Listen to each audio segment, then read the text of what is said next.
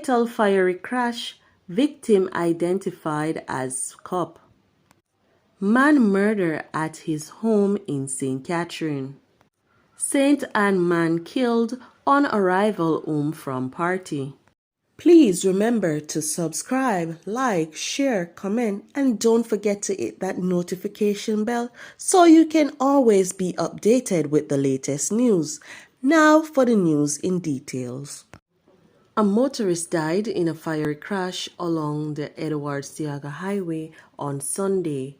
Reports were that the Nissan Sunny motor car in which the deceased was traveling was completely burnt out.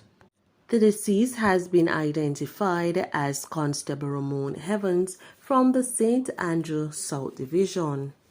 It is reported that Evans was returning home around 8 a.m. on Sunday after he and his team were out searching for the men who are suspected of killing 30-year-old District Constable Ricardo Jarrett, who was assigned to the Darling Street Police Station on Saturday.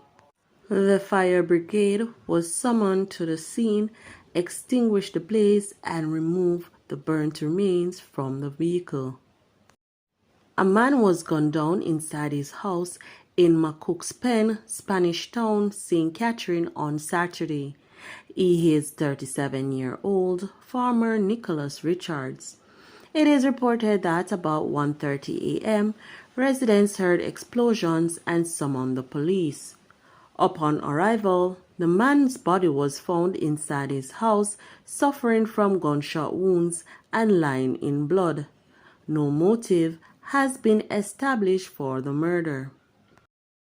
The St. Anne police have launched an investigation into Monday morning's murder of 38-year-old Everoy Wilson, otherwise called Mikey, of Brownstown in the parish.